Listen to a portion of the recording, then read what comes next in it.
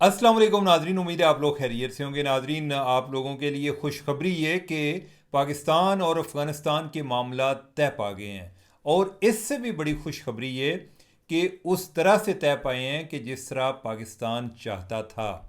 ये वो मामला था कि जिस पर पाकिस्तान पिछले 4 साल से तालिबान को प्रेशराइज कर रहा था, लेकिन तालिबान ने इस वक्त का इंतज़ार किया कि जब पाकिस्तान अफ़गानिस्तान में बमबारी करे, टीटीपी के हाइड आउट्स को टारगेट करे, जो अफ़गान तालिबान हैं उनके लिए एक एम्बेरसमेंट क्रिएट करे, और फिर उसके बाद जाकर वो मुज़ाकरात की मेज़ पर आएंगे।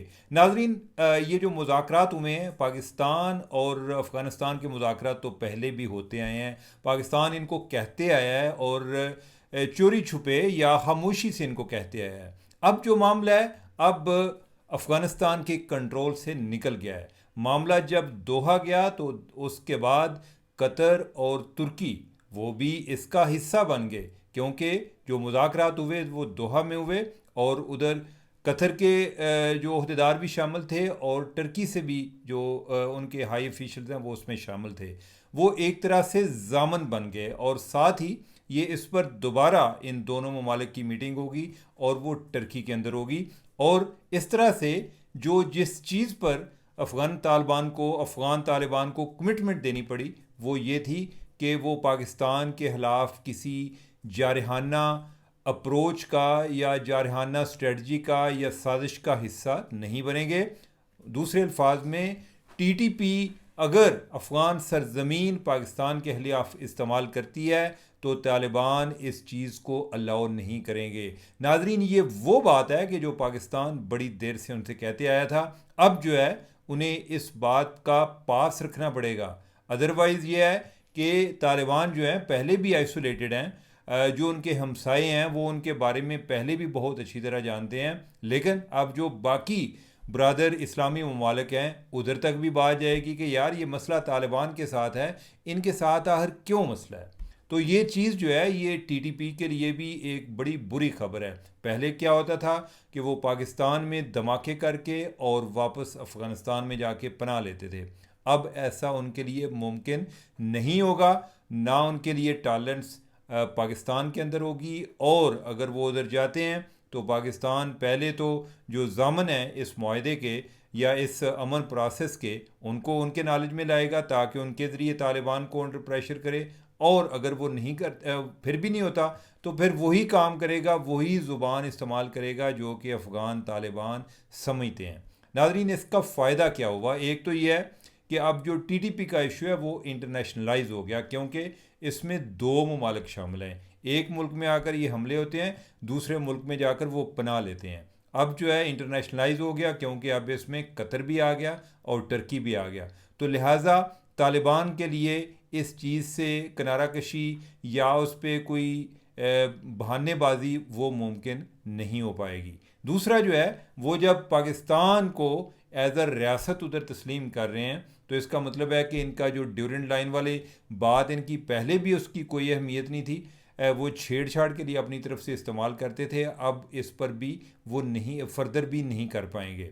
और तीसरा ये है कि उन्होंने ये बात तस्लीम कर ली कि वो कि टीटीपी का इशू एग्जिस्ट करता है, क्योंकि इसी इशू पर तो बात हुई है। आपको याद है कि जब हमारे इंडिया के साथ मुज़ाकरात होते हैं तो अक्सर ये होता है, पाकिस्तान कहता है जी कि तमाम इश्यूज़ पर बात होगी, लेकिन हम सबसे पहले कश्मीर पर बात करेंगे। और इंडिया वाले क्या कहते होते हैं? वो कहते हैं कि पहले हम ना बाकी इश्यूज़ पर बात करेंगे, इंडिया हम कश्मीर पर बाद में बात करेंगे। डिप्लोमेसी की ज़ुबान में इन अ सेंस वो समझते हैं कि कश्मीर को डिस्कस करके हम इसको इशू को रेकग्नाइज कर रहे हैं। अब जो है तालिबान ने टीटीपी के इशू को डिस्कस करके अब उसने रेकग्नाइज कर लिया कि ये मसला है। अगर पाकिस्तान जो है वो इनके पीछे जाता है, अफ़गानिस्तान में जाता है, तो इसका मतलब ये भी है कि वो अफ़गानिस्तान में पनाह लेते हैं। तो ओवरऑल अभी तक जो इस मामले में टेंशन, कॉन्फ्लिक्ट, जो भी सूरत हाल इवाल्व हुई, उसमें अल्हम्दुलिल्लाह जो सिचुएशन है वो पाकिस्तान की फेवर में सेटल हुई। इससे जो तालिबान है वो एक्सपोज भी हुए, तालिबान जो है वो ज़्यादा अंडर प्रेशर भी है। अब हुआ क्या कि जब इस मामले पे उन्हें कोई ऐसी कोई ख़ास उनको लगा, बल्कि यानी कि उनको अंदरूनी महाज पर भी इस मामले पे काफ़ी तनकीद का सामना है। पाकिस्तान साइड पे भी जो उनके आजकल बड़े को मौसमी किस्म के सिंपथाइज़र बने हुए थे, उनको भी समझ नहीं लग रही कि हम इस पर क्या बात करें। और अब जो है यानी कि अब उनके लिए इस चीज़ जो एक बड़ी एक आकवर्ड सिचुएशन क्रिएट हुई हुई है। अब जो पाकिस्तान में पीटीआई वाले हैं वो इस चीज़ को एक और तरह से सेलिब्रेट कर रहे हैं, और मैं इस चीज़ को बड़ा अप्रिशिएट करता हूँ। क्योंकि पहले जब पाक इंडिया जंग हुई तो वो इंडियन चैनल देख रहे होते थे बार बार कि पाकिस्तान को ज़रा कोई थोड़ी सी ठिकाई होनी चाहिए, दूसरे अल्फाज में वो चाह रहे थे कि फ़ौज की ठिकाई होनी चाहिए। वो उनकी ख्वाहिश पूरी ना हो पाई, अगरचे जो इंडियन चैनल्स हैं उन्होंने कहा जी कि हम तो ये चला सकते हैं कि जो लाहौर में भी कब्ज़ा हो गया, आसम मुनीर जो हैं उनसे भी चार्ज ले लिया गया है, इस्लामाबाद पे भी बम फेंके जा रहे हैं। तो जो इनकलाब है ना वो जो इनकलाब के दाई हैं वो इस मामले पे खुश हों, लेकिन अमली तौर पे उन्हें कुछ ना मिला। फिर तहरीक लब्बैक के हवाले से उन्होंने बड़ी उम्मीदें लगाई हुई थी कि इधर से कोई इनकलाब जन्म लेगा, वो भी नहीं हुआ।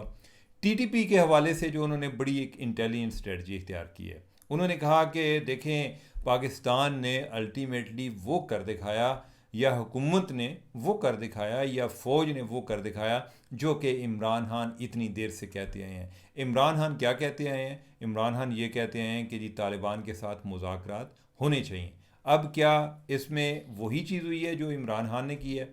उसके बारे में जानने के लिए आपको थोड़ा सा इसके कॉन्टेक्स्ट के बारे में आगाही ज़रूरी है। इमरान खान चाहते थे कि जी तालिबान के साथ मुज़ाकरात किए जाएँ।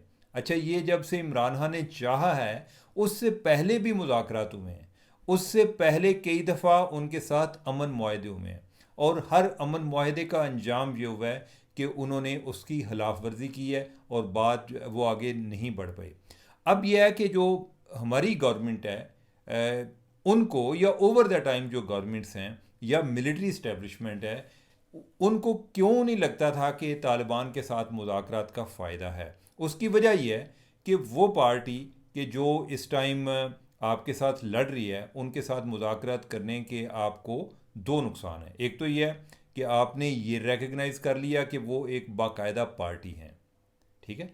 ये वाज़ेह है कि अभी जो मुज़ाकरात हुए हैं उसमें टीटीपी शामिल नहीं थी।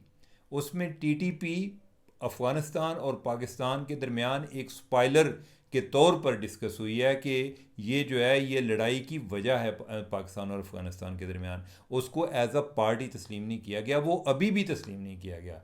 ये पाकिस्तान और अफ़गान हुकूमत जो है उनके दरमियान हुए हैं। उधर तालिबान है या कोई और है, ये इस चीज़ से हट के, यानी कि वो अगरचे तालिबान ही है। अब दूसरी चीज़ ये है कि जो जब इमरान खान बात करते थे और वो टीटीपी की बात करते थे, आप कितने ग्रुप्स के साथ बात करेंगे?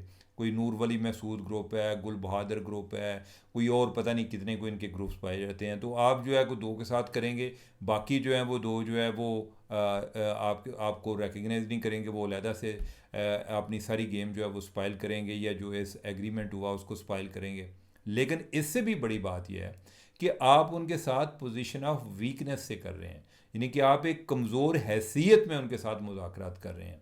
ये जो वो बातें करते थे वो उनका ये मतलब निकलता था कि जी जो भी है ना सूरत हाल, और उनके साथ मुज़ाकरात करें, उन्होंने आखों के सानू माफ़ कर दो, और जो है हमारे साथ जो है यानी कि आपको बत्ता भी देंगे, सब कुछ देंगे, आप रहें। अभी क्या हुआ है? अभी पाकिस्तान ने अफ़गान तालिबान के साथ position of strength, from position of strength मुज़ाकरात किए हैं। यानी कि पहले उन्होंने ज़रा गोडे गिटे सेके ने, फिर जाके उन्होंने टीटीपी के जो हाइड आउट्स हैं उनको अटैक किया, उनको मारा है उधर, और फिर उसके बाद इन्होंने दरख्वास्त की है, यानी कि जो जो जो अभी कतर और टर्की इन्वाल्व हुए, ये तालिबान की दरख्वास्त पर हुए, जो पाकिस्तान को कतरी हुकाम ने बताया। उन्होंने यही बताया जी कि उन्होंने हमसे रब्ता किया है कि आप हमारे दरमियान को सुलह कराएं, हमें को फेस सेविंग दें। तो पाकिस्तान ने पोजीशन ऑफ स्ट्रेंथ से की है, ये ऐसा नहीं है कि जिस तरह का इमरान खान चाहते थे। और नाजरीन ये बात हमेशा याद रखिएगा कि जो एक इस कॉन्फ्लिक्ट गेम में जो एक पावरफुल प्लेयर है, क्या वो यही चाहेगा कि वो असला छोड़ के घर बैठ जाए? उसकी अपनी जो चुदराहट बनी हुई है, वो अगर बत्ता ले रहा है, वो खौफ की अलामत बना हुआ है, तो क्या वो चाहेगा कि इस तरह घर बैठे? तो ऐसा तो मुमकिन नहीं है। तो अभी जो हुआ है पाकिस्तान ने पोजीशन ऑफ स्ट्रेंथ से किए हैं, ये वो वाला मामला नहीं है कि जिस तरह की इमरान खान बात करते थे। अब जो तीसरा इसी कन्फ्लिक्ट के रिलेटेड जिसको बहुत ज़्यादा जिस पे डिस्कशन हो रही है वो है कि उधर जो अफ़गानिस्तान में हलाकतें हुई हैं, और वो हलाकतें जो हैं यानी कि उसमें बाकी लोगों का जिक्र नहीं आ रहा जो मरने वाले हैं, उसमें कोई 3 क्रिकेटर्स हैं उनका बड़ा जिक्र आ रहा है कि 3 क्रिकेटर मारे गए हैं। और ये वो इंटरनेशनल क्रिकेटर की बात नहीं हो रही, यानी कि उनकी जो कौमी टीम है अफ़गानिस्तान की उसकी बात नहीं हो रही, जो गली मोहल्ले के यानी कि अपने इलाके के जो लड़के थे जो क्रिकेट खेलते थे, जो कि पाकिस्तान में जो है वो लाखों की तादाद में होंगे जो क्रिकेट खेलते हैं।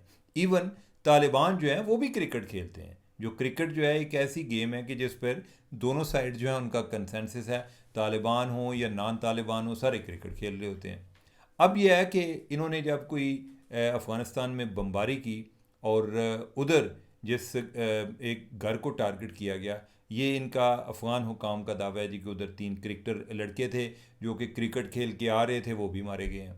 अब मामला सिर्फ इधर तक नहीं रुका, इसको आईसीसी ने टेकअप कर लिया, जो इंटरनेशनल क्रिकेट वाले हैं, कि जी उसमें जो जय शाह है आईसीसी का जो चेयरमैन है, उसने कहा जी कि मुझे बड़ा दुख है, वो बच्चे जो हैं उन्होंने पता नहीं क्या ख्वाब देखे होंगे कि हम बड़े होकर क्रिकेटर बनेंगे, तो वो बच्चे मारे गए हैं। ये उसको उनका दुख नहीं है। जो जय शाह है वो बेसिकली इंडियन है, वो पहले इंडियन क्रिकेट बोर्ड का चेयरमैन था, और अमित शाह का बेटा है जो कि मोदी का लेफ़्ट राइट है, और उसका जो मकसद है इस सारे अफसोस में, वो अफसोस कम था, वो सियासत ज़्यादा थी जो वो पाकिस्तान के ख़िलाफ़ करना चाहता था और इस चीज़ को इंटरनेशनलाइज करना चाहता था। अब सवाल ये पैदा होता है कि क्या हलाकतें हुई या नहीं हुई। इसके बारे में अभी तक कोई तस्दीक के साथ कोई बात कोई भी नहीं कर सकता, इस पे दावे हैं। पाकिस्तान जो है इस चीज़ को डिनाई कर रहा है, अफ़गानिस्तान वाले जो हैं वो दावा कर रहे हैं जी कि मारे गए हैं, और उन्होंने कुछ नाम भी जारी किए हैं जी कि फ़लाँ फ़लाँ जो लड़के हैं क्रिकेटर हैं वो मारे गए हैं। नाज़रीन, अब इस पे फॉर अ मोमेंट हम इस चीज़ को मान लेते हैं कि उधर हलाकतें हुई हैं।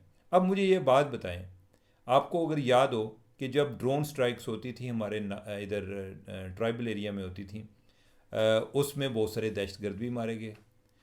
क्या ये मुमकिन है कि जब आपने किसी दहशतगर्द को टारगेट करना है तो वो कहे जी कि मैं, आप ज़रा मेरा इंतज़ार करें, मैं 5 मिनट तक बाहर आता हूँ, आप उधर आके ना मुझे बम जितने मारने हैं वो मार लें, ये मासूम बच्चे ना मरे। ये तो मासूम बच्चों की या इनके जो सिविलियंस की प्रोटेक्शन लेते हैं, तो लिहाजा उससे उनको अलग करना जो है वो मुमकिन भी नहीं है। अब इस केस में ये है कि ये जो बच्चे मारे गए हैं, आइडियली तो ये नहीं होना चाहिए था, लेकिन ये जंग में अनफॉर्चुनेटली कोई कोलेट्रल भी होते हैं। मैं तो अभी तक ये इस बात की तस्दीक नहीं है कि मारे गए हैं या नहीं, मैं तो लेकिन इस इम्कान को रद्द नहीं करता कि सिविलियन कैजुअलिटीज़ हुई होंगी, लेकिन जो सिविलियन हैं उनमें उन्हीं दहशतगर्दों के भी बच्चे होते हैं, उनमें उनके हमसाए भी होते हैं, उनके कोई जो साथी होते हैं वो भी होते हैं। अब ये कैसे तयन किया जाए कि हमने जो है इनको अलग कर लें जो कि हमें मतलूब हैं और जो बाकी लोग हैं, ताकि उनमें से किसी को नुकसान ना हो। कभी आपने कोई जंग सुनी है कि जिसमें सिर्फ फ़ौजी मरे हों या कोई सिविलियन ना मरे हों, या कोई इस तरह के प्रोटेस्ट चल रहे हों कि जिसमें कोई राहगीर जो है वो ना मारे गए हों? होता है, हर जगह पे होता है, इधर भी। अगर आपने उन दहशतगर्दों को टारगेट करना है, या तो इस तरह की कोई कमिटमेंट ले दे कि वो उधर से बाहर निकल आएंगे, तो फिर तो ठीक है। अदरवाइज़ जो है ये एक, अगर इसको कोई अवॉइड भी करना चाहे, वो इसके बावजूद कुछ ना कुछ जो है वो कोलैटरल डैमेज होता है। अब ये बड़ा अनफॉर्चुनेट है, लेकिन ये एक रियलिटी है। जब जंग होती है तो उसमें ये चीज़ें जो हैं साथ साथ चल रही होती हैं। तो नाजरीन, आज के लिए इतनी गुफ्तगू, मुझे दें इजाज़त। अल्लाह हाफिज़।